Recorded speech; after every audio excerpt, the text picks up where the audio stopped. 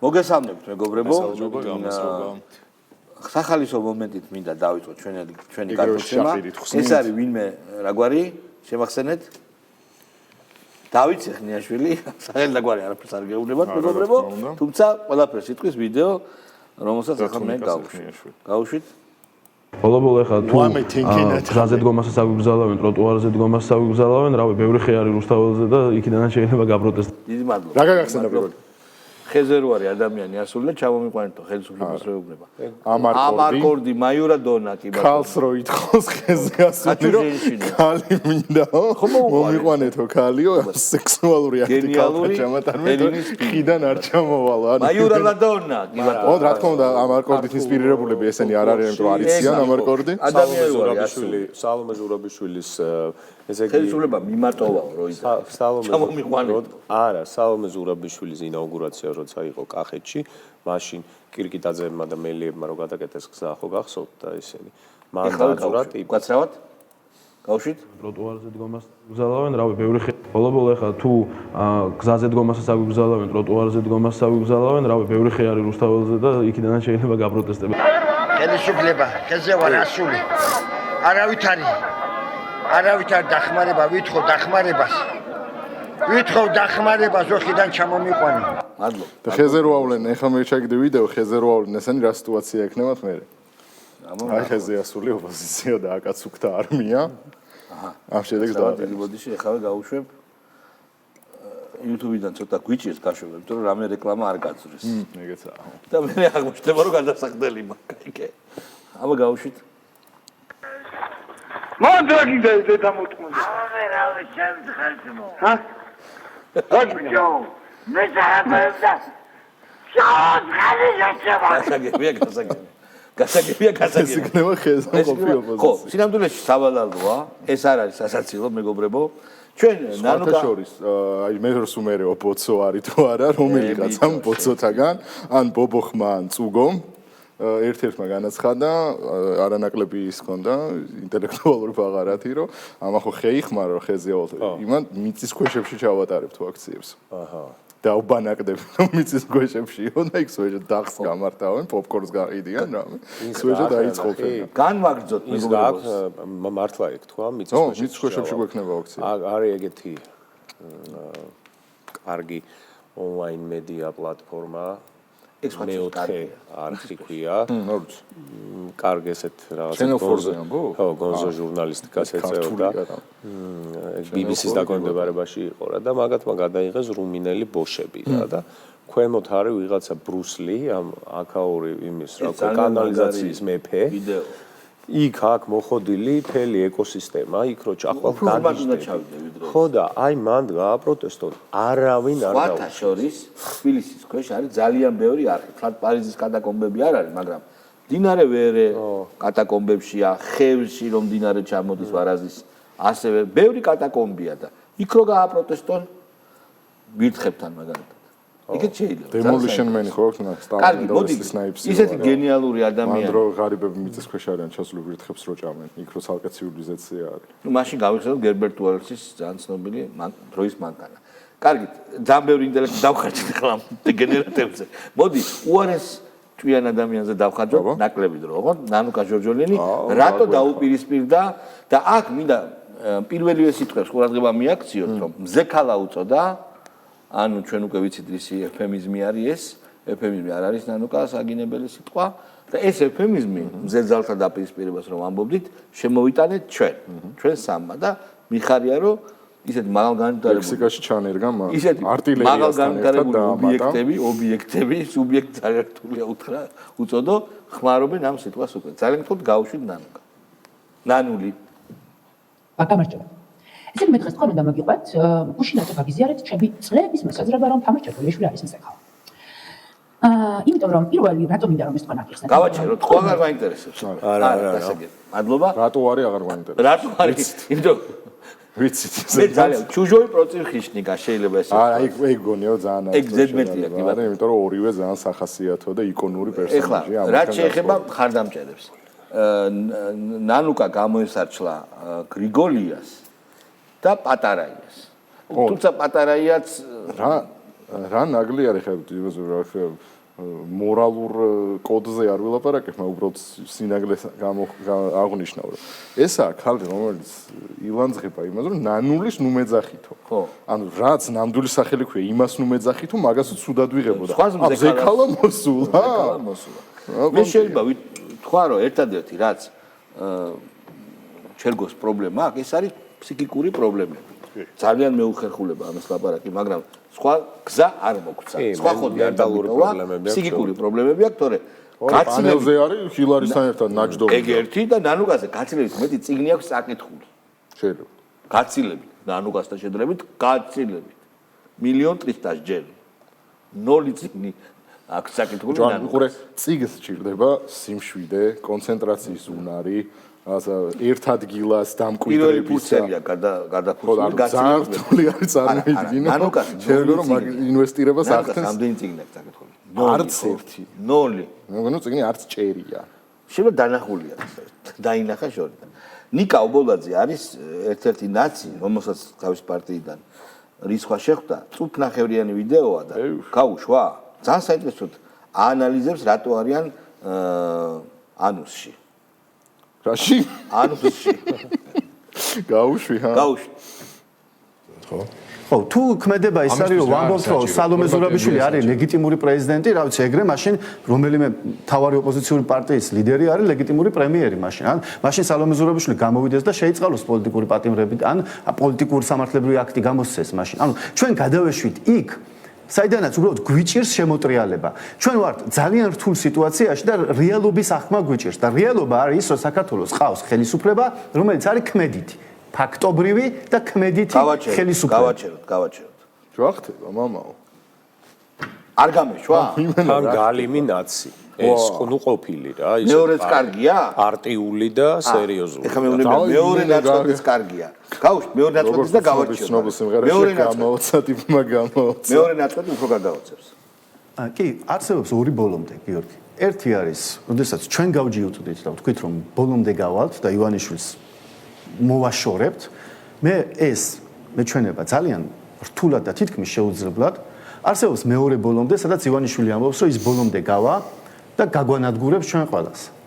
ივანიშვილი უფრო ახლოს არის მიზანთან ვიდრე ჩვენ. მადლობა. ხო, კომენტარი. ანუ უცნობის ციტატით გამოოცა, ტიპმა გამოოცა. სიმღერიდან უკდავი იქიდან. არა, ნუ რაღაცაშია საქმე. ანუ უბრალოდ უყურე ამას ვერ შეაფასებს როგორც სიმპტომს. არა, ეს არის გამოვლინება. ხო, ანუ ეს არის რაღაცა ხო, შემთხვევით. აქტია. ეს როდესაც დაავადება თავისით იმკურნება და არ აქვს სამეცნიერო. როცა გაფუჭებული საათი ორჯერ ეს შემთხვევა რა, როცა და ამას მიაყოლე ხა გიაბარამიძე და ნახავ უკვე. ერთი ნაწილი არისო რა, იმენა ერთი ნაწილია, რომელიც მოზაიკაში ვერ ხდება. ეს არის იურისტი, რომელიც მოქმედი იურისტია და როგორც იძახიან, რაღაც საქმეები მოუგია. ანუ ოდნავ რაღაც აზროვნების ნატამალი აქვს შერჩენილი რა. ანუ ხო ხტები გიჟი არ არის. ნაცების მბაპეა. მბაპე? მბაპე. გიაბარამიძე გავუშვათ, გასანეიტრალებდათ, რომ თან არ მეგონოს, რომ ნაცები გამოსწორდნენ რა. ხო. რომელიღაცა პარტიამ რაღაცა გააკეთოს, რომ ქვეყანა გამოვიდეს მდგომარეობიდან. ასე არ იქნება თქო. ამას გიხსნით და ეს მინდა რომ გავიგოთ ყველამ. რომ ახლა აღარ არსებობს პოლიტიკოსები, აღარ არსებობს პარტიები, არის ქართული პატრიოტული საზოგადოება. ერთიანად. ყველანი ჩვენ. ამას გიხსნით უკვე მე რამდენი წელია რომ არ მაქვს მე იმ ფუფუნება რომ პოლიტიკოსი არ გაქვს თქვენ ფუფუნება რომ იყო ჩვეულებრივი ჟურნალისტი რომელიც იქნებოდა საფრანგეთში ან შვეიცარიაში ეგ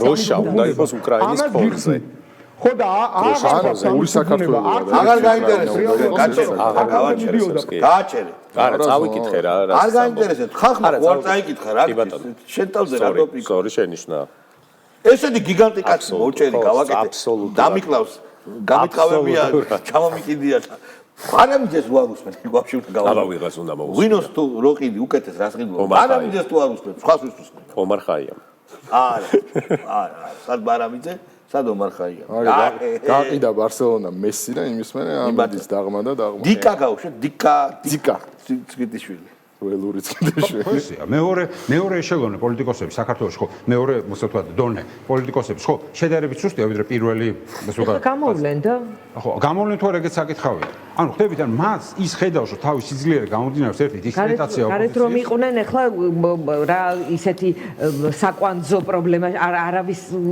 არავის შესაძლებლობას არ ვაკნინებ უბრალოდ კითხვა მიჩნდება იმის გვამინდა რომ რა საკვანძო პრობლემა შეუქმნეს ოდნავ უფრო მეტად სიცოცხლე ექნებოდა პოლიტიკურ სივრცეში ოდნავ მეტი იმიტომ რომ ლიდერები იქნებოდნენ გარეთ მინიმუმ ხო მაგრამ ახლა ის ლიდერები ყავს ციხეში მე იმას ვკერავ რომ მაინდამაც მე ესე დაждდებოდნენ აუცილებლად რამე მე რა ვქნაო ეს აღარ არის ექტემა რა მე ვეხ რა ვქნაო რა არაფერი არ შემიძლია პატარა კაცი ვარ პროსტა ჩლენი ვარო და ლიდერები იქ არიანო და ვარამის კივილის გარეშეო და ზურაგირჩის საჯდომით ბრძოლის გარეშეო ჩვენ რა ვქნათო ისი თავი ერთი გზააბნეული ინტელიგენტის ნაც ინტელიგენტის უკვე სამწუხაროდ ან გზააბნეული ადამიანის გოგი გვახარიას ციტირებას კიდე საინტერესოა შუქნიშანთან გავჩერდი წინ ერთი მანქანა მედგა რუსული ნომრით უკან მეორე ასევე რუსული უცებ წარმოვიდგინე არ რაღაცას გიყოლობ ერთი წამი თუ რაღაც აქეთ ლეჟანკა იქით ლეჟანკას უშუ გაჩერდი რა აქეთ სტოლბა ბიჭო მე მინდა რომ შენ ხო ედროს ქონდა რაღაც ურთიერთობა კაი მეგობრობა ქონდა რომ რამე აგერ ეგეც მე ვარ კი ბატონო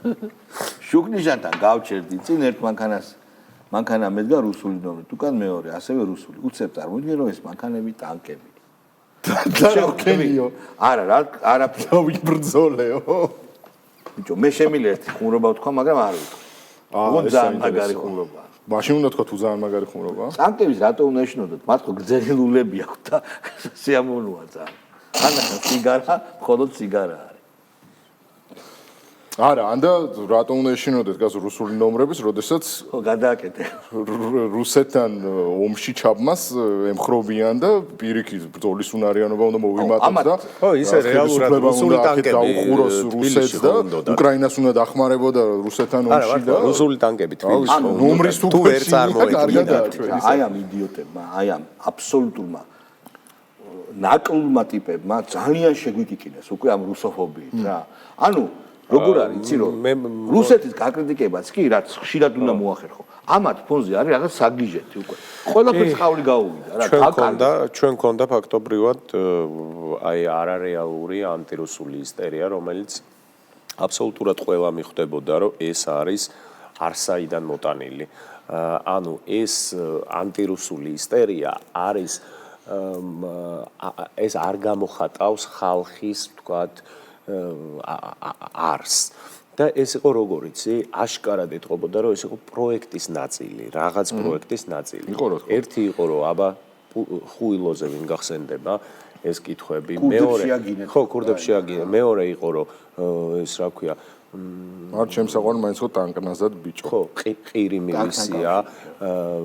მილისია რუსეთი ოკუპანტია აი ესეთ შეკითხვები მერე უკვე თვითონვე აიჭრნენ ამ ორმაგ სტანდარტში და რელატივიზმში რომ ვეღარ გაიგეს რა ეკნათ მაგალითად შეიძლება და იანდექს ტაქსი გამოგეძახა თუ არ გამოგეძახა გესარგებლად თუ შეიძლება და თუ არა თქვათ რუსი ერთი მხრივ ამბობდნენ ელენე ხო ლაკა ხოშტარია რომ უნდა ჩამოვიდეს რუსი ტურისტი მაგრამ მეორე მხრივ ჩამოდიოდა და მიუვარდებოდნენ და აწიოკებდნენ ანუ ეს იყო სრულად დესტრუქციული ძალა რომელიც არ ექვემდებარებოდა არანაირ წესს და არანაირ წესს არ გთავაზობდა და შესაბამისად ოკუპანტია რუსული ისტერია დაემსგავსა ბოლოს იმას რომ აი დოსტოევსკი და ტოლსტოი არის პრობლემური ესეც კი მივედით მაგამაც კაცო ეგეც გამოვიდა 2009-ში რატომ არ იყო ესე რატომ არ იყო რუსოფობია 2009-ში? მაშინდელი მიშა სახელმწიფო პოლიტიკა პირიქით იყო ის რომ შევიგდეთ და ჩამოდით რუსები და ეკონომიკური ურთიერთობა გქონდეს. კეთილ პირდაპირ. არა, მიშა არაფერს. მე ვხვდებოდი საზღვარზე რუსი. მიშა არაფერს ეგ მხოლოდ ინსტრუმენტია. იმიტომ რომ 2009 წელს ობამამ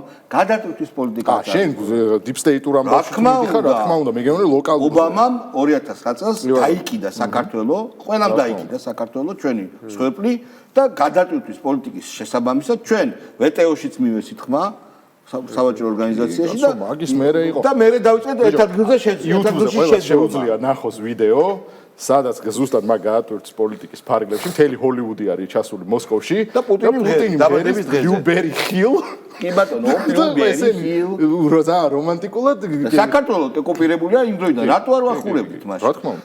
ძალიან მაგარი. უყურე, მან დღევანდელი ლიბერალების ის აპრაუდანია რა არის ხოლმე რა, რომ მე 2021-მდე იმას რუსეთთან მქონდა ფინანსური ურთიერთობები ფილმებშიც ვიღებდი კლიპებშიც ვიღებდი ფულსაც ვიღებდი რუსული საქმე და 2008-ის მერე მაგრამ უკრაინის ომი იყო. ხო, ნუ ეგეთ გასაგებია. საქართველოს და ვაფშე რა პრობლემა არა. ზუსტად შენ რაც ახსენე გური რომ კითხვა მაგალითად რომელმაც ზუსტად აი იდეოლოგიურ ბრძოლისთვის გამოიყენეს და ზუსტად მაგისტერიის გასაჩენად რომ რუსეთი ოკუპანტია, ანუ ეგ როგორ რაღაცა ხო ხდებიან წყალის შველიას რო გეკითხება რა ვიღაცა, მაგრამ ამის შინაარს ხო ვაფშე სხვა რაღაცა იყო. თუ მაგ კითხვის დასმა ხდება მარტო იმიტომ რომ რეალური და რეალობასთან ყოფი საფუძველი ვიპოვოთ, მაშინ კითხვა უნდა დაისვეს ესე აფხაზეთი არის თუ არა საქართველოს და კი რასაკვირველია აფხაზეთი არის საქართველოს.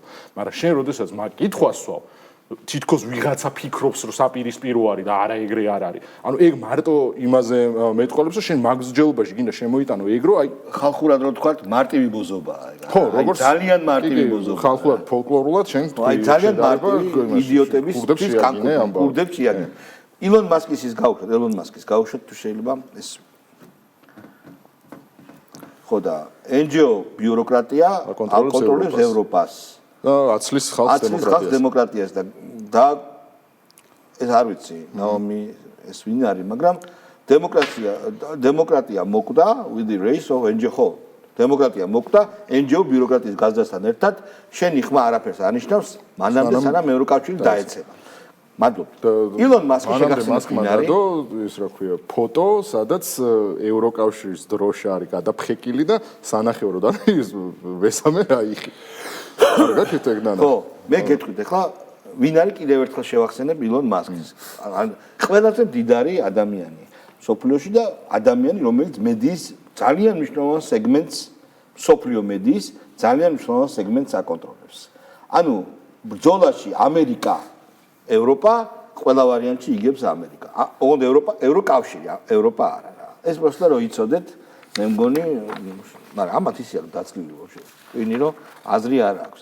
ფეგელია. გაუშვათ. აი ნახე ჩეხეთში ხო ჩვენ ლაპარაკობთ რომ მობრუნება დაიწყო რა.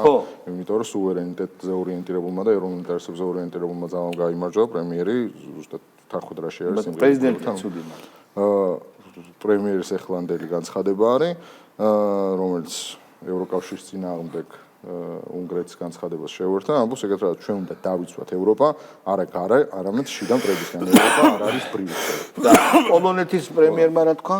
ევროპაში არის ქაოსი. და იმის რა ქვია, ამერიკის უსაფრთხოების ახალ გეგმაში გაწერია ევროკავშირი არის ცენზურის ადგილი. ხო, და ევროპასთან კავშირი არა. და ნატოს გაფართოების წინააღმდეგ არის ამერიკა, ბიჭო. კი ბატონო. და ისა ბულგარეთში ლიბერდებილებს ქართველებს რო უხარიათ, რომ გადადგა ლიბერდებილური მთავრობა გადადგა. მეგობრებო, ევროპისკენ ევროცენტრისტული და ნატოში და სხვა სტრუქტურებში შესვლისთვის მოწოდებული. პროსტა გადადგომა უხარიათ, რომ გადადგა. კიდევ ერთხელ ეგეც აღვნიშნოთ, რომ მართლა იქ რაც წერია, ეხლა უსაფრთხოების გეგმაში, ეროვნულ უსაფრთხოების გეგმაში ამერიკის არის, რომ ჯერ ამერიკის ეროვნულ უსაფრთხოების გეგმაში რომ მაგდენი ევროკავშირზე და ევროატლანტიკურ სტრუქტურებზე წერია, მე მგონი აქამდე არასდროს არ შეწერილა, მაგრამ ძალიან მნიშვნელოვანი წინადადება არის ცივილიზაციური წაშლა ემუქრება ევროპასო. თუ არ შეიცვლება იქ ის ვექტორები რომელიც არსებობს. აი, რატო გონიათ ქართული ოცნება ბიძინა ივანიშვილი ესეთი გულუბრილო, რომ ვერ შეარჩია დრო, მომენტი, როდესაც შეიძლება ასე ვაშკაცურად და თამამად ჩვენი სუვერენიტეტის დაცვა. არ უკვით ახლა რომ ვერაფერს ვერ უშვებიან ქართულ ოცნებას, ანუ საქართველოს. პროსტა მე რას ვერ ხვდები, ელემენტი ეს ხო ცხადია. ყოველ დღე არის როგორი ნიშნები, წყვილიან უკვე ისინი. რომ ევროკავშირს დედას სტირობენ. ოღონდ მართლა ხალხო. რა გინდა, რას დაიხეტებით ქუჩაში? რა ევროკავშირის ხსნიან მაგ ევროკავშირის დროშებს. ყველა დარჩა ინგლისი, რომელიც გასაგებია, საფრანგეთი, გერმანია. მორჩა კონტროლირებადი ხელისუფლებების გარდა აბსოლუტურად ყველა გადადის იმ ტრენდზე, რომ საკუთარი ეროვნული სუვერენიტეტი შეინარჩუნოს და გააძლიეროს. აბსოლუტურად ყველა. ამის მიდროში ვიყავით ჩვენ, ბიჭო. საქართველო იყო. თელს ევროპულ ცივილიზაციაში საქართველო იყო პირველი, ვინც ამაზე ხმა აიმაღლა. მიუხედავად იმისა, როგორი წინააღმდეგობა და მაშინ ამერიკა იყო ჩვენს წინააღმდეგ. ხო, მიუხედავად იმისა, როგორი თავდასხმები ჰქონდა ჩვენ გარეთ. ანუ ამერიკა ჩვენზე გაცილებით ძლიერი ძალების. ქარდები, სხვა რაღაცებით რო გვებრძოდა ეს საკეთება, მაგრამ ქარდებამდეც კი და ყველაფერი გასაგებია. რომ გემუქრება, თან ამხელა ყველაზე მაგარი ქვეყანა, ყველაზე ძლიერი ქვეყანა გემუქრება. ქარდი, პატა 3 მილიონი. აი მაგას საფრთხეების გეგმაში ძალიან მნიშვნელოვანია რა, რომ ესე იგი ტრამპი ფაქტობრივად ან მე არ მჯერა რომ ეს არის ტრამპის ამ პერსონალის გადაწყვეტილება რომ შეიძლება რა თქმა უნდა ეს ტრენდია და რამე რომ შეიცვალოს ამერიკაში ასევე დარჩება ნატოს აღარ აქვს რესურსი რომ იყოს ის ძლევამოსილი ალიანსი ეს გამოჩნდა უკრაინის კრიზისის დროს ყველა ფიქრობდა რომ ნატო უნდა ჩარეულიყო რაღაც ფორმებით მინიმუმ იმ დონეზე რომ დაეცვა და არ განადგურებულიყო უკრაინა რუსეთმა რომ მოინდომოს შემდეგ სხვადასხვა ადგილებში მისვლა და ასე შემდეგ და ინტერვენცია არ ამგონია რომ ვინმე ჩაერიოს. ამას დამატებული გამოჩნდა რომ ევროკავშირი არის საკმაოდ უნიათო როგორც ეკონომიკური ისე სხვადასხვა სტრუქტურა და რაც ყველაზე მთავარი ხო და შესაბამისად მას ლათინურ ამერიკაში აქვს რა პრობლემები სადაც მოკლედ ამერიკას ჩინეთთან გასარკვევი ყველაფერი იმიტომ რომ დასალაგებელი იმიტომ რომ ჩინეთს აღმოაჩნდა ეხა ყველაზე მთავარი რაც არის იშვიათი მინერალების და წიაღისეულების ყველაზე დიდი ესე იგი საცავი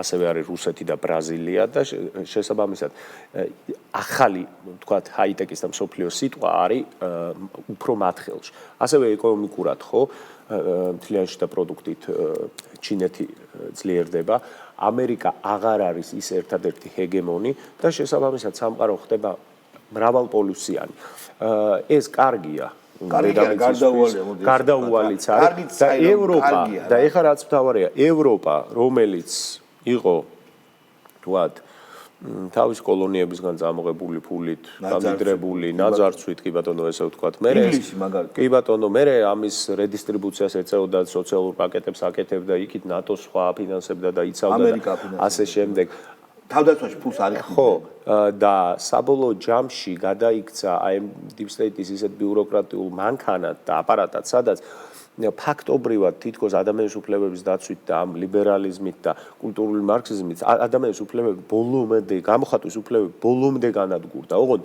ეს ხდებოდა დღეს, აქ და ახლა და ჩვენ გვიკვირდა რომ ეს არის ევროპაში.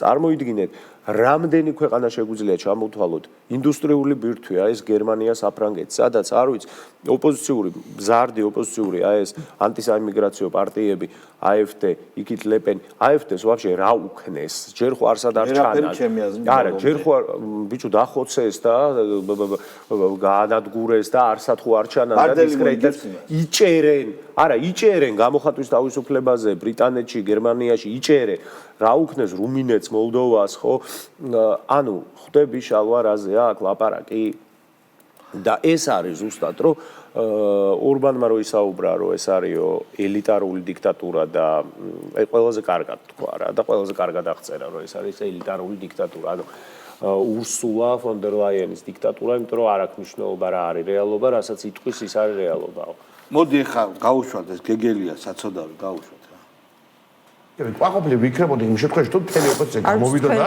და აი ქუჩის გადაღვა მათემატიკა გაგვჭირდა და დანარჩენ ოპოზიციას სულ სხვა საერთო მათემატიკა და დანარჩენ ოპოზიციას რა ქონდა ღმერთაურ არ უწყის დღემდე ღმერთაურ და ნახეთ ჩემი არითმეტიკა არის ფაქტები 20%-იან მერს აჩუქეს ქალაქი თუ კითხულობთ ხო აჩუქეს 20%-იან ხო კარგი ეხლა ეს რა მათემატიკაზე ბაზრობს ეს ეთანხმებოდა იმ სიგიჟეს რომ 400,000 ხმა გავაყალბეთ ანუ მაგ კრეტინიზმის მათემატიკაში და არითმეტიკაში ის ვინ არის ის ნიუ-იორკის მერი რა ქვია ზოჰრან მამდანი ხო თუ რამშობა რამდენი პროცენტია იყო იცი 20 ხო მაგრამ მან კიდე იქ მოსვლა და აქ არა მან კიდე სხვა საკითხი არის ბიჭო კალაძე ერთწუთი ეგ კიდე დათვლა არასწორად ხდება ეხლა პრემიერ თავიდან კალაძეს ყავდა კონკურენტად ის ვინც არ იცოდა კალაძის მხარდამჭერი ალბათ იფიქრებდა რომ მოდუნდა და ანუ შეხედე მარტო კალაძე რო იყრის კენჭ ხა შეიძლება კალაძის მხარდამჭერი იყო და мотиваცია არ ქონდეს მის კენჭს იყრი და არავისთან. აი კუპრაძე. კუტუ. ხო და კუტუ ამ მაგრამ შეიძლება პირიქით კალაძის ხარდამჭერს ამისთვის მიეცა, მაგრამ გავაცოცხლო რაღაცა ქნასო. წამყვანი არ გითხავს, კიდე რამეოდა. აი ყოფილიყო მობილიზაცია და საყოველთაო არჩევნები. როგორ რამდენი ხნის წინ იყო საპარლამენტო არჩევნები. ხო გადაიხიეთ ბოლომდე. ნიუ-იორკში თუ მოსულა. ჩვენთან რატო არ მოსულა? აი პროსტ ესე რო კითხო, რა სიტყვის? იმიტომ ჩვენ ხარი ვართ. ხო და ის იუპიტერი, გასაგები. კაი, მოდი გავუშვათ კიდე. აი გიდა ირაკლი ფავლენიშვილი. მაგრამ მაგას გარდაწყალო. მოაშორე რა. 9 თუ 8 კანდიდატი ხო იყო? 9 თუ 8 კანდიდატი ხო იყო? და ჩვენ დებატებს ხო უყურეთ? დებატებს უყურეთ, ნუმერაციის მიხედვით ბოლო იყო გზირკვეშა გავსულიყო. გზარწეკლაურს უთქავს. პირველი მეცნიერებაში მოიგო ყველაფერი. მიწისქვეშა გადასასვლელებში იქნება პროტესტი. არა, არ მინდა ვილაპარაკეთ ამაზე. წუგზარა ბოცო ეგაა? ხო, არა, ვილაპარაკეთ. თავში წუგზარა ბოცოა? ნუგზარ ციკლაური არის ბოცო და დაიმახსოვრე. ხო და ვერ ვიმახსოვრე. და არ შეიძლება. გაუშვათ საბაბუაძე. საბაბუაძე საინტერესო. რომელიც გია ბარამიძეს ეხმიანება რაღაც. გაუშვით აბა. ძალიან ბევრი წინაპირობა არის სამოქალაქო დაპირისპირების ხედავთ ამას ჩვენ ყოველდღიურ ცხოვრებაში, ხო?